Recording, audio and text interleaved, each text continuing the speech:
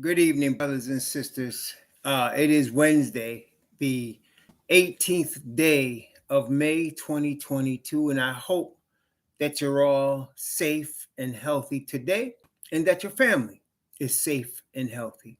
I also hope that you and your family's needs in terms of food, shelter, clothing, as well as health are being met today. Blessings upon those that work in the healthcare field and the first responders who every day are trying to save lives, and they're very busy these days. Blessings upon those that pick up garbage to keep streets and sidewalks and parks and highways clean, and those that make deliveries for our convenience, and double blessings on the men and women trying to deliver, help, and rescue the victims of child molestation and pedophilia, the victims of prostitution and child prostitution, the victims of pornography and child pornography, the victims of human trafficking and sex slavery, and double curses upon the perpetrators, the perverts, and the profiteers who traffic in this human misery. Finally, blessings upon the homeless. Nearly 600,000 men, women, and children, especially the children, on the streets of the United States of America with no roof over their heads, and millions around the world in similar or worse conditions, and blessings upon them, for theirs is the kingdom. Greetings to the tribes, the 12 tribes of Jacob's children, who are the children of Israel, scattered into the four corners of the earth, and among them the 144,000, being prepared for the seal that will ring in the last warning message to all the chosen ones in Babylon.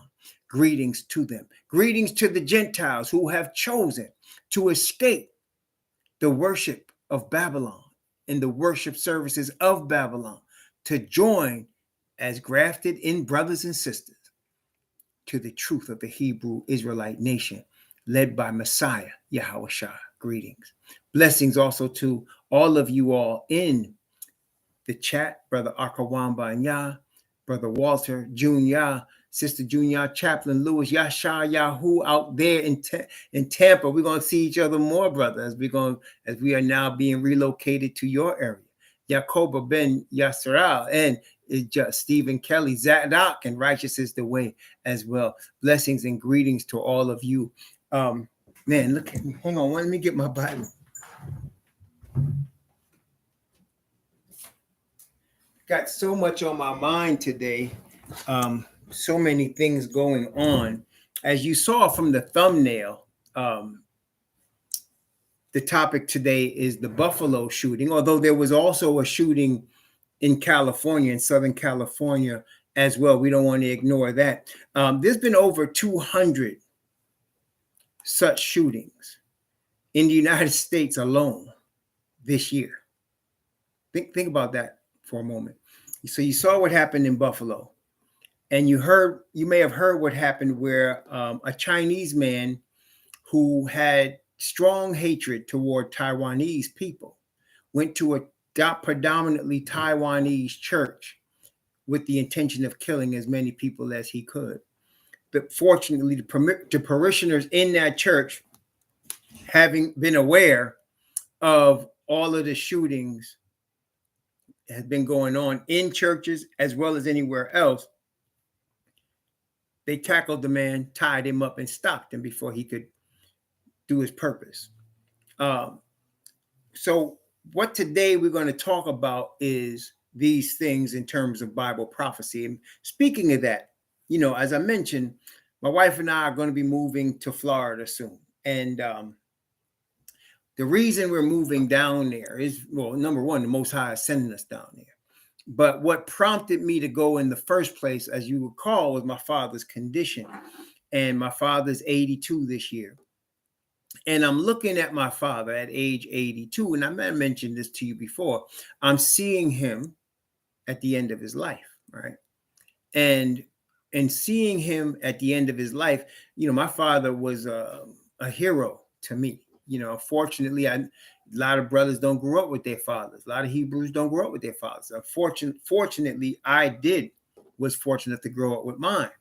And while we had a lot of art over the years, he's still my dad. He's always been my hero. And so, watching him decline has been an experience, put it that way. But watching him decline showed me a few things.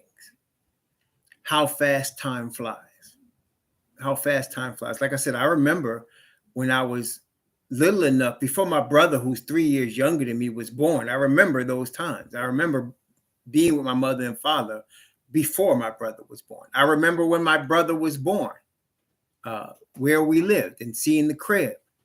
And that seemed like yesterday to seeing my father now. So I was seeing not only how fast time flies, brethren, but also in seeing my father's mortality, I'm seeing my own mortality, because I'm looking at my father and I said, that would be me in 20 years.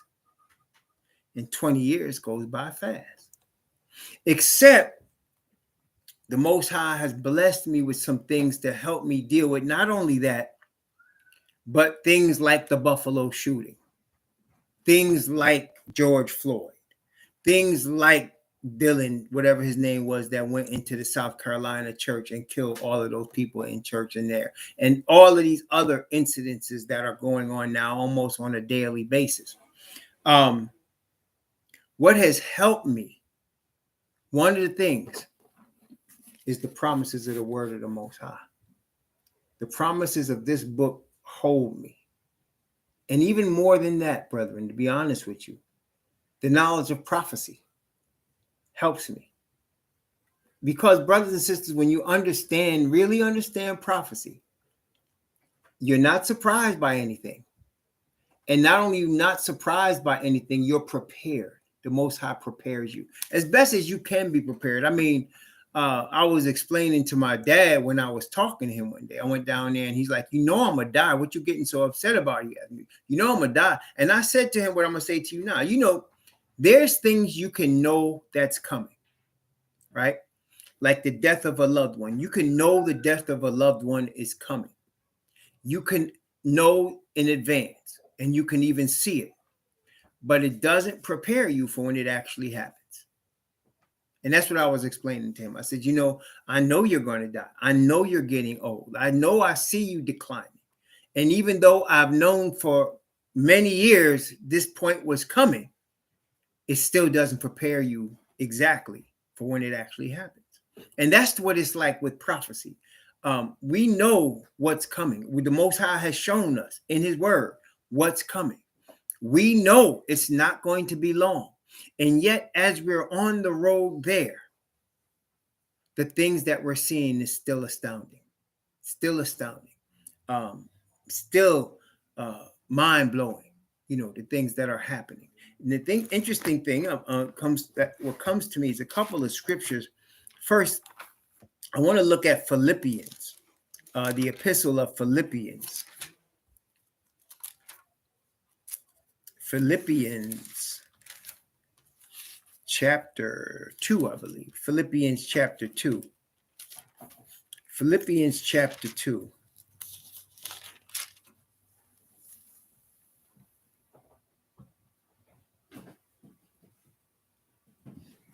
No, it's actually Philippians chapter 1. It's Philippians chapter 1.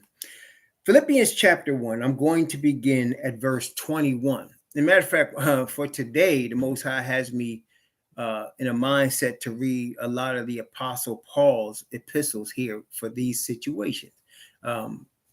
This is how he has it. So I don't argue with the Father. So let's just do what he asks us to do. But let's start at Philippians chapter 1, beginning at verse 21. Philippians chapter 1, beginning at verse 21, and going from verse 21 down to verse 30. Philippians chapter 1, from verse 21 down to verse 30. For to me to live is Messiah, and to die is gain. But if I live in the flesh, this is the fruit of my labor. Yet what I shall choose, I want not. For I am in a strait betwixt the two, having a desire to depart and to be with Messiah, which is far better.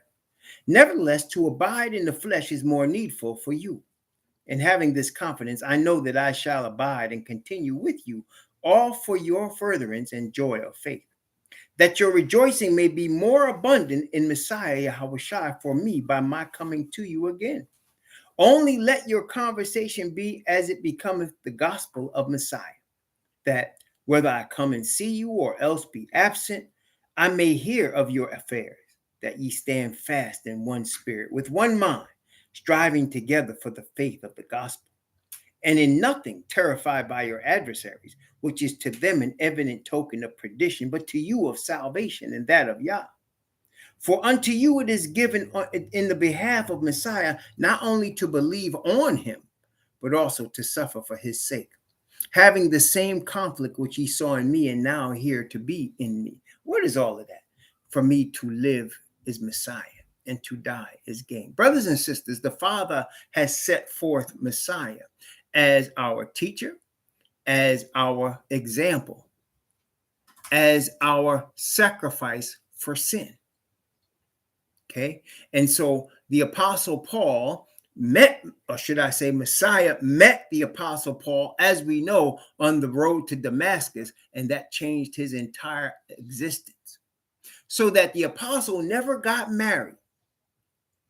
He never got married, never sought a wife, never got rich. He was poor, and his life was devoted to the gospel of the Messiah. And let's remind ourselves, what is the gospel of the Messiah?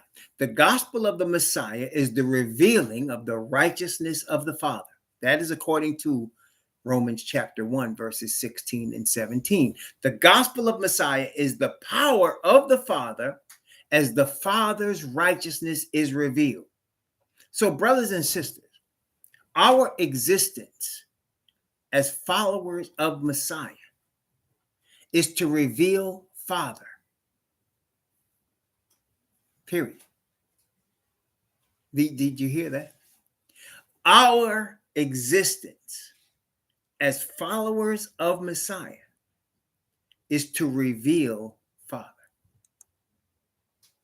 That is the power of Yah unto salvation, that his righteousness be revealed. And that is the message. The word gospel means good news, or message of good news, right? It is a message. The message of the Messiah is Father's righteousness.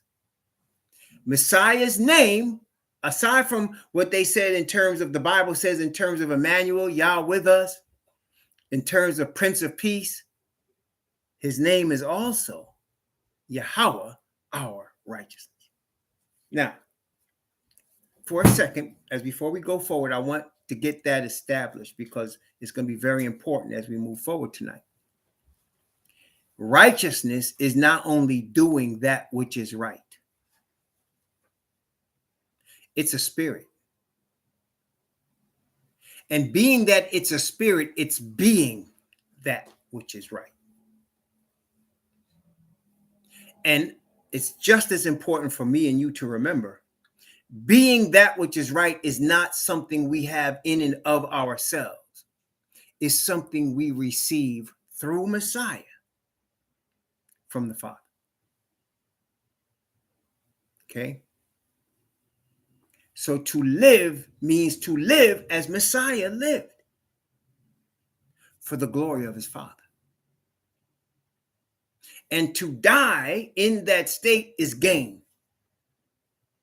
because the next person you will see is Father and Messiah. Let me explain that part too, but we'll do that in a minute, because we do have to go to 2 Corinthians as well. But as you understand the concept, and what I just explained to you is, again, the concept of justification by faith, righteousness by faith. It is important, and it drives everything. When you start to really contemplate, meditate on that, it will change and drive everything you do. Not to say you won't make mistakes. You will. Like yesterday, I'm sitting in a chair, like my chair right here. And it was a particularly stressful day yesterday. And my wife came to me and asked if she wanted me to if I wanted her to turn on the fan in our room. Now, in my mind, she'll ask some things that she wants to do and ask me if I want it, right? So she can do it because it's really what she wants to do. So I said, if you want to turn on the fan, go ahead and turn it on. She said, I'm not going to be in the room. I just wanted to know if you wanted the fan on before I left. You don't have to bite my head off. And I said, I'm sorry. I don't want the fan on. And I said it reflectively, like without thinking twice, to be quite honest with you, because of the Father's Spirit. But then I thought about it and I came downstairs and I apologized again. I said, Mommy, I'm sorry. I snapped at you like that. And brothers and sisters, that is only possible because of the Father's Spirit. I could not do that before I knew of the Father's righteousness. I could not. I'd be too proud and too angry to do that.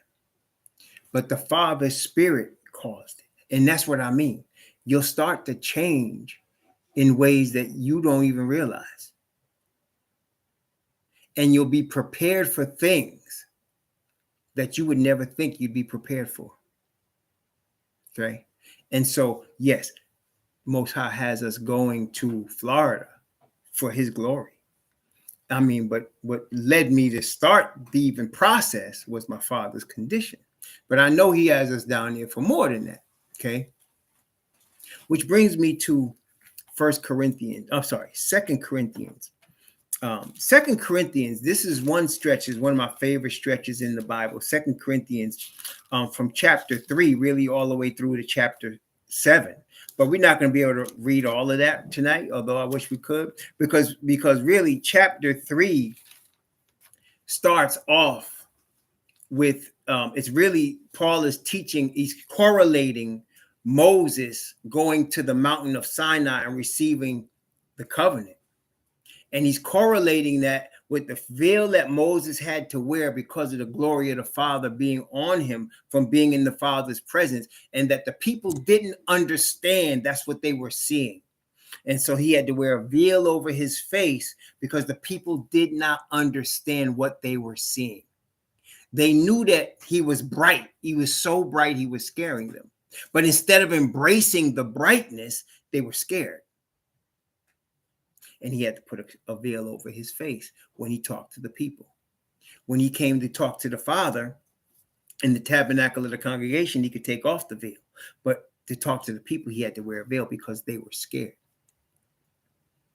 And they didn't understand. That's what chapter 3 is about. They didn't understand what that glory was, what it meant. Okay, that's what we all should be striving for. And that's what Moses told Joshua. Remember, Moses told the Father, I can't do this by myself. I can't. I can't do it. And the Father said, okay, look, take 70 elders from among the congregation, men known to be wise, men known to be spiritual, and bring them to the door of the tabernacle. And I'm going to put the spirit that I put on you, I'm going to put it on them. And if you remember, that's what happened. The Father put his spirit on these 70 men and they began to prophesy in the camp. And 2 of them would not even leave the tabernacle. They stayed there because they wanted to feel more of that spirit. So they stayed there. Eldad and Medad, they stayed there. And when Joshua, who was Moses, is basically his secretary, when Joshua saw that, he said, Moses, stop them from doing that. They're doing what you're supposed to do. And Moses answered and said, are you jealous for me? He said, would to Father that all of his people were prophets and had his spirit on them. See, that's the goal. That's the goal, brother. That all of us would wear the Father's spirit and have his spirit. And that's why we talk about justification by faith, because we would understand that we can only get the spirit of righteousness from the Father. And again, it's more than doing the right thing. It's being the right thing. Everything that happens in this life starts with a spirit, y'all. Y'all got to remember that. Whether you're happy or sad or angry, however you are in your being, it starts as a spirit. And many times when we're seeking to follow Father Yah, it's our enemy Asatan that's whispering his spirit on us. And once we receive it, we go and do something or say something that we don't want to do or say, or be something that we don't want to be. That young man that committed that heinous crime in Buffalo, he had the spirit of devils that he had received. And the act that followed is a result of him receiving that spirit. Okay? That's exactly right, Brother Castle King. That's part of Messiah's prayer. Our Father, right, which art in heaven, hallowed be thy name. Thy kingdom come, thy will be done on earth as it is in heaven. Give us this day our daily bread, and forgive us our debts as we forgive our debtors. And lead us not into temptation, but deliver us from the evil. For thine is the kingdom and the power and the glory forever. Amen. So, brothers and sisters, remember that. Always remember, we're seeking the spirit of righteousness. It will illuminate your mind. It will guide you in the word of the Most High. And please continue to read the word of the Most High. It will illuminate your mind and guide you in his word and direct your actions for the glory of the Father. Okay? We'll do that. All right. And so now I just explained. I could have read chapter 3. Maybe I should have just did that. But now I wanted to really go into chapter 4. So chapter 4. I'm going to start in chapter 4 from verse 1, and I'm gonna go down and I'm gonna read the whole chapter 4, and then I'm going to read chapter 5, and then we'll skip around a little bit, okay? Because it's important, especially today, especially when what happened last weekend, for us to be in the right spirit. We are in Second Corinthians chapter 4. 2 Corinthians chapter 4. We just basically explained chapter 3. I could have read it, but it's 2 Corinthians chapter 4. We're going to begin at verse 1. 2 Corinthians chapter 4, beginning at verse 1. We have to, brothers and sisters, this is really important for us at this time, to have an understanding of Bible prophecy, so that we know what's happening and why, and to have the Father's Spirit on us, because without it, who knows where we'd be? Who knows what we'd be doing or what we'd be saying without the Father's Spirit guiding us? Okay? So above all things, you want the Father's Spirit guiding you all the time. Many times, brethren, I'm telling you, there's things I think in my mind I want to say or do, that Father's Spirit stops me. And if it wasn't for it, I wouldn't be stopped. Many times. Okay, so let's start at maybe over every day, really, but let's start at chapter 4. Therefore, seeing we have this ministry, as we have received mercy, we faint not, but have renounced the hidden things of dishonesty, not walking in craftiness, nor handling the word of Yah deceitfully, but by manifestation of the truth, commending ourselves to every man's conscience in the sight of Yah. But if our gospel be hid, it is hid to them that are lost, in whom the God of this world have blinded the minds of them which believe not, lest the light of the glorious gospel of Messiah, who is the image of Yah, should shine unto them. For we preach not ourselves, but Messiah Yahushua the Master, and ourselves servant for Messiah's sake. For Yah, who commanded the light to shine out of darkness, have shined in our hearts, to give the light of the knowledge of the glory of Yah in the face of Messiah Yahushua. For we have this treasure in earthen vessels, that the excellency of the power may be of Yah and not of us. We are troubled on every side, yet not distressed. We are perplexed, but not in despair. Persecuted, but not forsaken. Cast down, but not destroyed. Always bearing about in the body the dying of the Master Yahushua, that the life also of Yahushua might be made manifest in our body. For we which live are always delivered unto death for Yahushua's sake, that the life also of Yahushua might be made manifest in our mortal flesh. So then death worketh in us, but life in you. We having the same spirit of faith, according as it is written, I believe, therefore have I spoken. We also believe, and therefore speak, knowing that he which raised up the Master Yahushua shall raise up us also by Yahushua, and shall present us with you. For all things are for your sakes, that the abundant grace might through thanksgiving of many redound to the glory of Yah, for which cause we faint not. But though our outward man perish, yet the inward man is renewed day by day. For our light affliction, which is but for a moment, worketh for us a far more exceeding and eternal weight of glory, while we look not at things which are seen, but at things which are not seen.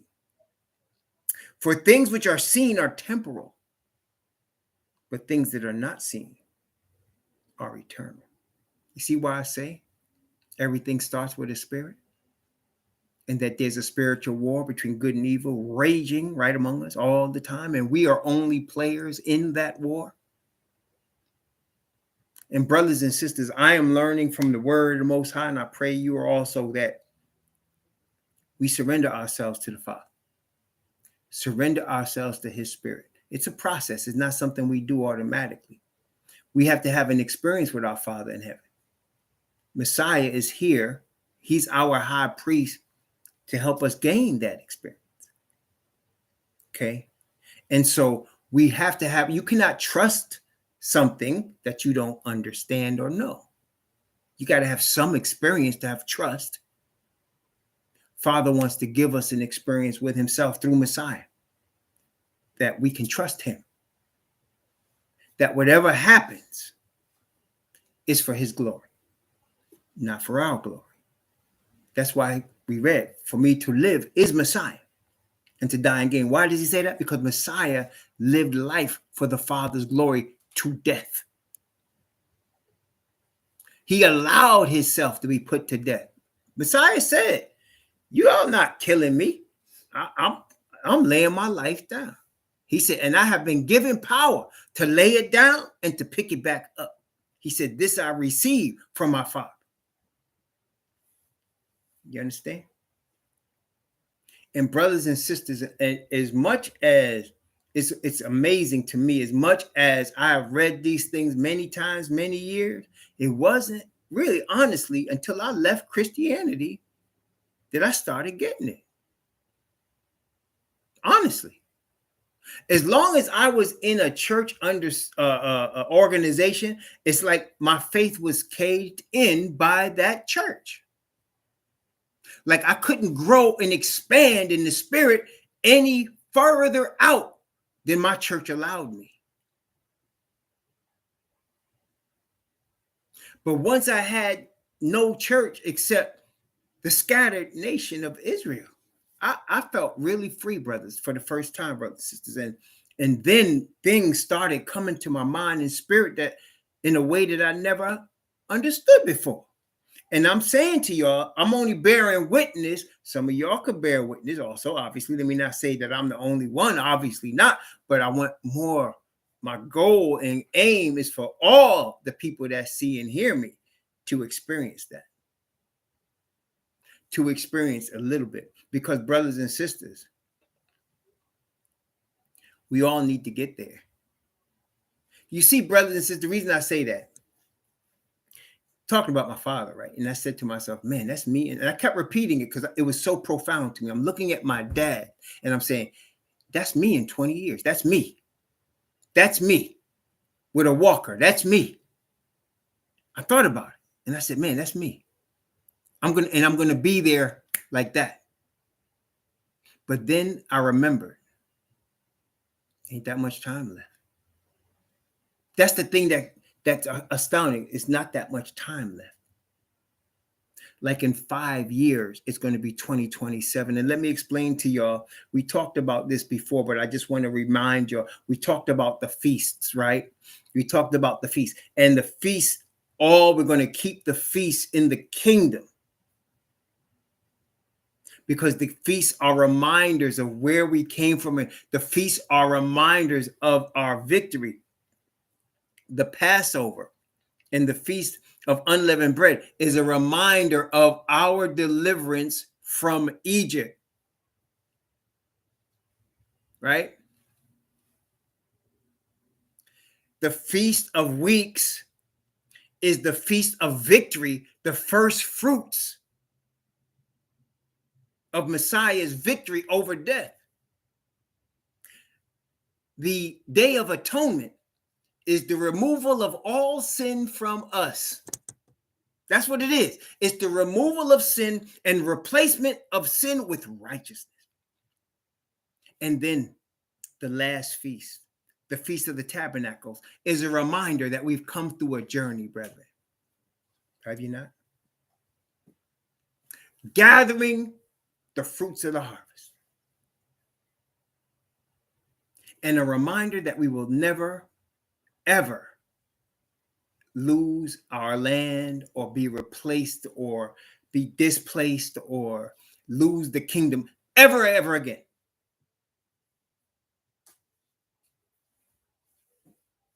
And so we talk about these feasts as signs. The Passover was obviously a sign of the Messiah's death for sin and his overcoming death by having Father resurrect him from the dead, letting us know death can't hold us. It's only asleep for us. The dust particles that we become, Father is able to call back together by calling our name. Then the Feast of the First Fruits is representing the barley harvest and the early reign of the power that came on our fathers. And now we're in the Day of Atonement. That's where we are right now. In the sixth seal, the sixth church, and the sixth trumpet. This is where we are. 666, Yah's answer to man-made religion. That's where we are right now.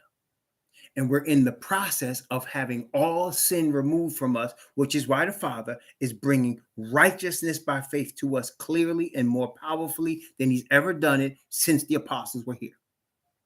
And it's going to get even more so.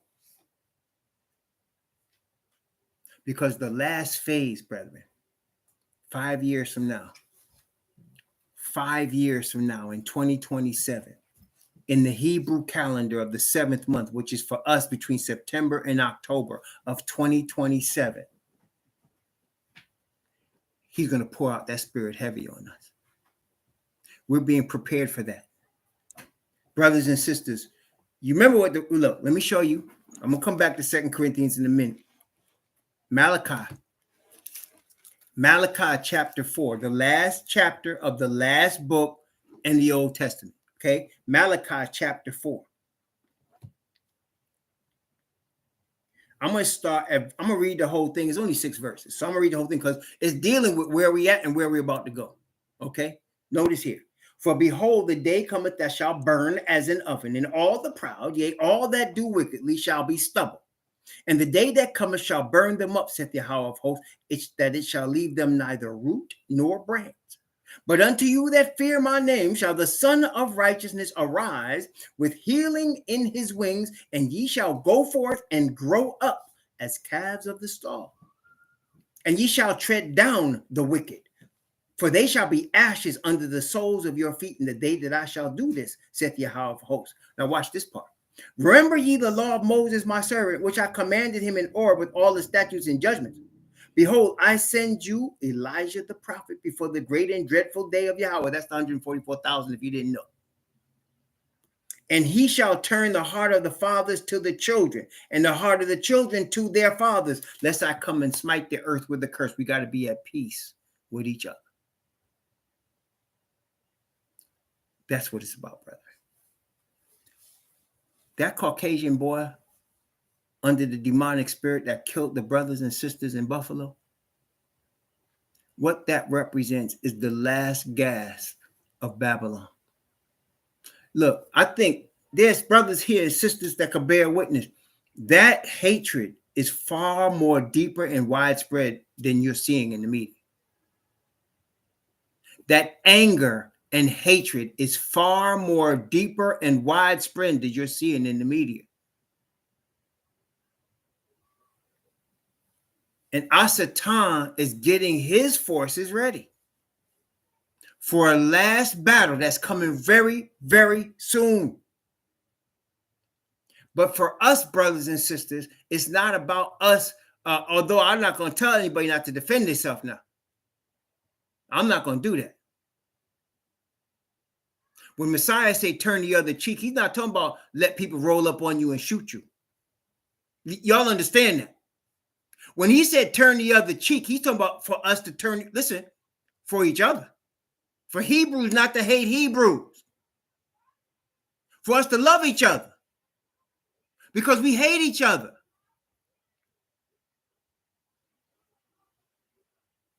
He's trying to tell us to love each other. Okay? Because we have allowed Babylon's system to destroy us, to destroy our families, to destroy our men, our women, and our children. We have allowed Babylon's system to do that to us.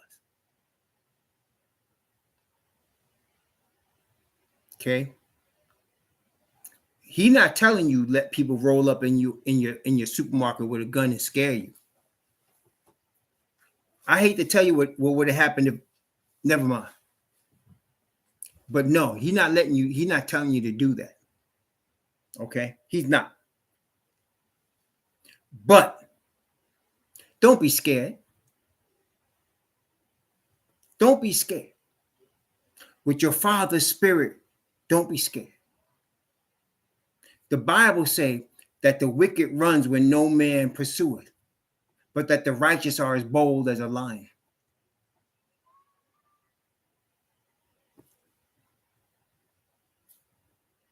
Our Satan is raging right now.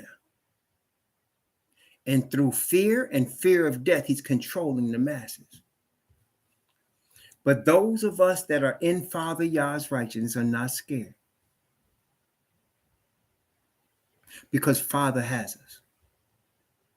Oh, I don't want to be shot. I don't want to be killed. Nobody. Who wants to be killed? Shot. But I'm not scared. Because I know it's not long, brothers and sisters. 5 more years until 2027 when the Spirit is poured out. And then 5 more years on the outside after that. It's over. Did you hear me? It's over. We ain't got that much longer. Okay, we really don't. And you hear what the word, this is where the promises come in. What does Isaiah say? No weapon formed against thee shall prosper. Every tongue thou shalt rise up against thee, in judgment thou shalt condemn. Because this is the heritage of the servants of the Yahweh. And their servants is of him. Their righteousness is of him. This is the time for us to hold on to the promises of the Most High. Brothers and sisters, you remember the time of Jacob's trouble? Somebody asked me that last weekend, and we went into it. Let me just give you the synopsis. What did Jacob do when his brother was coming at him with 400 men to kill him and his family? He went to the Most High, right? He went to the Most High, but what did he also do? He tried to make it right with his brother as best that he could. He knew that he had done his brother wrong. It wasn't even a question. He had done Edom wrong, and he did the best he could to make it right. Don't forget that. Brothers and sisters, in families especially, y'all know the hardest people to deal with is family. Y'all know that. I don't have to tell y'all that. You know that. It's harder. Let me tell you, man. My mother, my wife, my brother, my children, my father. Those people can get to me. None of y'all can get to me like them. None of y'all. Y'all can say whatever you want. And I don't care. But one of them come at me, I gotta brace myself.